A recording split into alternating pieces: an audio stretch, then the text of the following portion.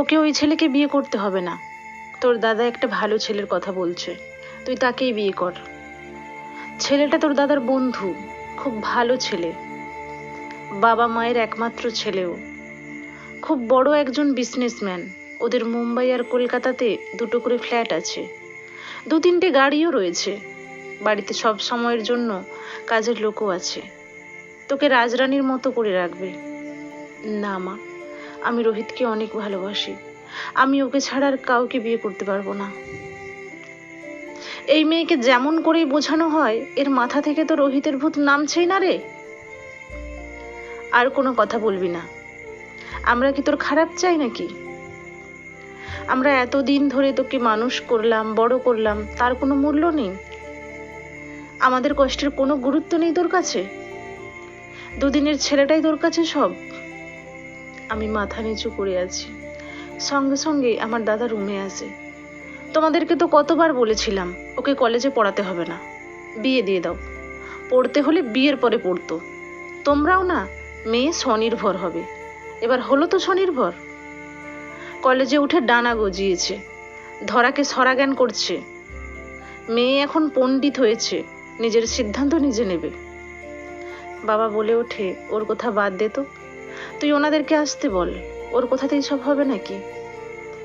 বাবা আমাকে উদ্দেশ্য করে বলে, পরশুদিন ওনারা তোকে দেখতে আসবেন, তৈরি থাকিস। আমি রাতে খুব কান্নাকাটি করি। আমার কাছ থেকে বাবা ফোনটাও কেড়ে নিয়েছে, যাতে করে আমি রোহিতের সঙ্গে যোগাযোগ করতে না পারি। লাস্ট 3 দিন ওর সাথে আমার কোনো কথা নেই। যথারীতি 2 দিন পর দাদার বন্ধু আমাকে দেখতে আসে।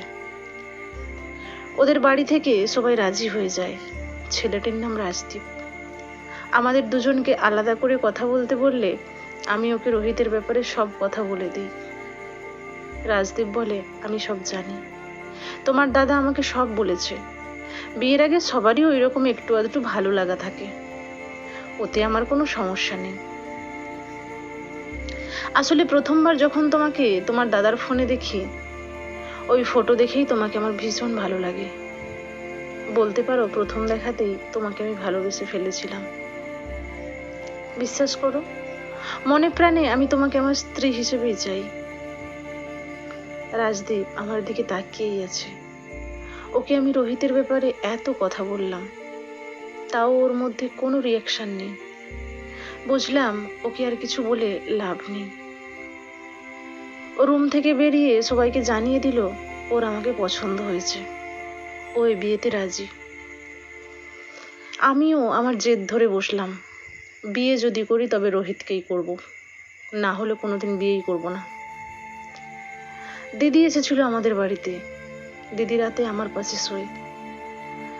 রাতে আমার কান্না দেখে দিদি আমাকে ওর ফোনটা দেয়। আমি রোহিতকে কল করি। ফোনটা ধরে ও বলে ওঠে, সীমা।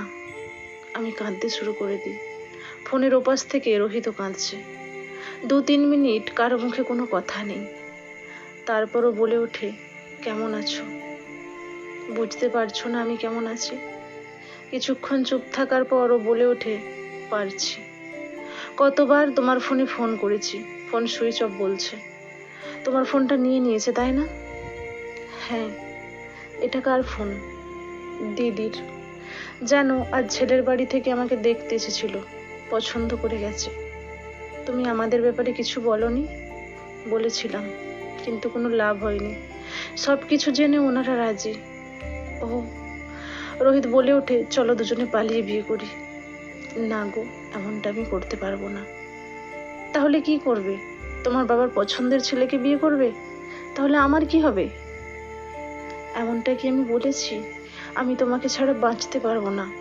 তোমার ফোন সুইচ অফ দেখে আমি তো ঠিকই করে নিয়েছিলাম তোমার বাড়ি চলে যাব।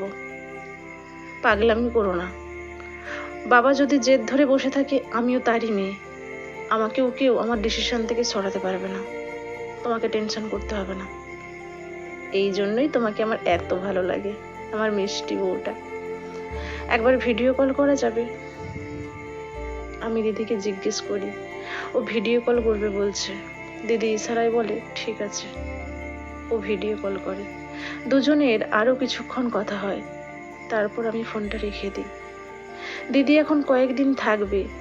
ওর ফোন থেকেই রোহিতের সাথে কথা বলতে পারবো, এটা ভেবেই বেশ ভালো লাগছে। ফোনটা কাটার পর দিদি আমাকে জিজ্ঞেস করে, খুব ভালোবাসিস না রোহিতকে?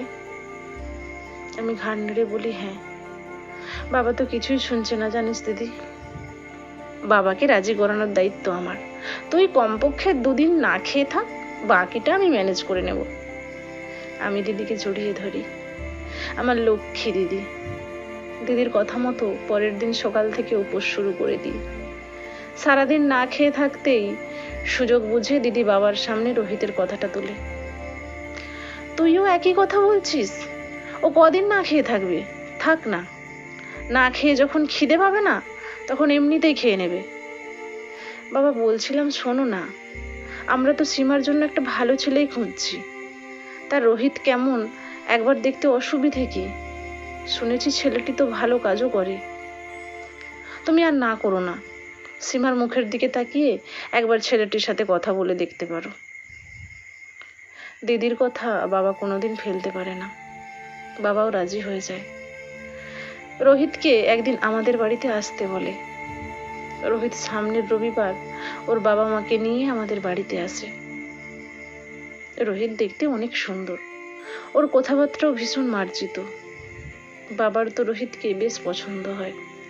এদিকে দাদা খুব রেগে যায়, তার বন্ধু এত বড় একজন বিজনেসম্যান, সেই জায়গায় রোহিতের স্যালারি মাত্র 35,000 টাকা। রোহিতরা বাড়ি চলে যাওয়ার পর দাদা বাবার ওপর প্রচন্ড রেগে যায়। তুমি ওই ছেলেকে কেন ওই বাড়িতে ডেকেছো? তাহলে আমি রাজদীপকে যে কথা দিয়েছি তার কি হবে? দেখ সুমন, আমরা চাই সীমা সুখে থাকুক, তাই আমি রোহিতকে ডেকেছি। কিন্তু বাবা, রাজদীপ এত বড় একজন ব্যবসায়ী, তার কাছে রোহিত তো পাত্তাই পাবে না। রাজদীপের সাথে বিয়ে হলে আমাদের সীমা অনেক সুখে থাকতো। আমার দিদি বলে ওঠে, টাকাটাই কি সব? তাছাড়াও সাধারণ মধ্যবিত্ত ফ্যামিলিতে যতটা খরচ সেটা তো রোহিত ইনকাম করতে পারে। তাহলে রোহিতের সাথে বিয়ে দিতে সমস্যাটা কোথায়? এই দেখ না, তোর জামাইবাবু তো মাসে 25,000 টাকা পায়, তাতে কি আমি অসুখী আছি? সেই জায়গায় রোহিত তো অনেক ভালো পোস্টে আছে।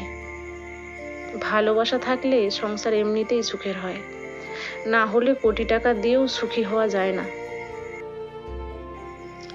দাদা প্রচন্ড রেগে গিয়ে বলে ওঠে, তোমাদের যা ভালো মনে হয় তাই করো, আমাকে আর এর মধ্যে জড়িও না। আর হ্যাঁ, কোনোদিন যদি কোনো সমস্যা হয় তাহলে কোনোদিন যেন আমার কাছে এসে না বলে। আর হ্যাঁ, রাজদীপকে আমি বুঝিয়ে বলে দেব, তোমরা তো আমার মান সম্মানটা একেবারেও দেখলে না। দাদার আগে গজগজ করতে করতে চলে যায়। এদিকে বাবার চোখ মুখ দেখে মনে হচ্ছে বাবার রোহিতকে ভীষণ পছন্দ হয়েছে। দুবাড়ির থেকে আমাদের বিয়ের ডেট ফাইনাল হয়। আমাদের এখানে বিয়ের সমস্ত কেনাকাটা হয়ে গেছে। রোহিত আমার মাকে ফোন করে বলে, মা বলছিলাম সীমার জিনিসপত্রগুলো ও নিজে পছন্দ করে নিলে ভালো হয় না? একবার ও কি আসতে পারবে? তাহলে আমি ওকে নিতে যেতাম। রোহিতের মা ফোনটা নিয়ে বলে, দিদি ভালো আছেন তো? বলছিলাম দিদি, ওরা আজকালকার মেয়ে, ওদের শাড়ি গহনা ওরা নিজেরা পছন্দ করে কিনুক না। কি বলেন দিদি? মা একটু চুপ থেকে বলে, বেশ তো, রোহিতকে আসতে বলুন, আমি সীমার বাবাকে রাজি করাচ্ছি।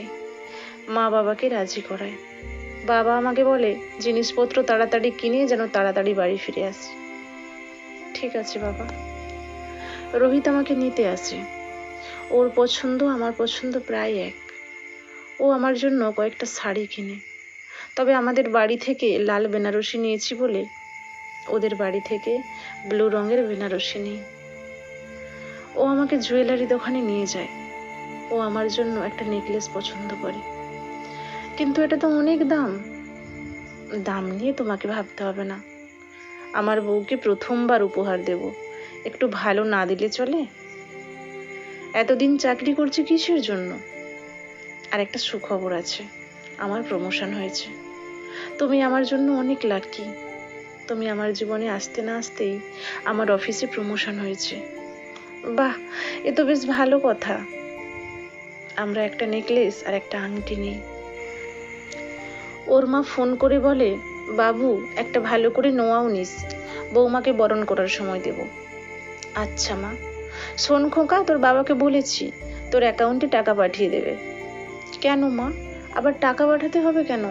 আমার অ্যাকাউন্টে টাকা আছে তো। আরে পাগল, আমার একমাত্র বৌমা, আমি আমার বৌমাকে কিছু দেব না, এটা কি হয়? আর তুই ছাড়া আমাদের কেই বা আছে বল। আচ্ছা মা, ঠিক আছে। মা কি বললেন? তোমার শাশুড়ি মা তোমাকে একটা নোয়া দেবে, এই জন্যই ফোন করেছিল। ও, দেখেছো তো আমার কতগুলো গিফট। আমার মিষ্টি বউটার কাছে এগুলো তো কিছুই না। দেখো, তোমাকে আমি খুব ভালোবাসবো, কোনোদিন তোমাকে কোনো কষ্টই পেতে দেব না। ভালোবাসবে? তার মানে এখন ভালোবাসো না? রোহিত আমার দিকে রোমান্টিক দৃষ্টিতে তাকায়। ও আমার হাতটা ধরে। না না, থাক।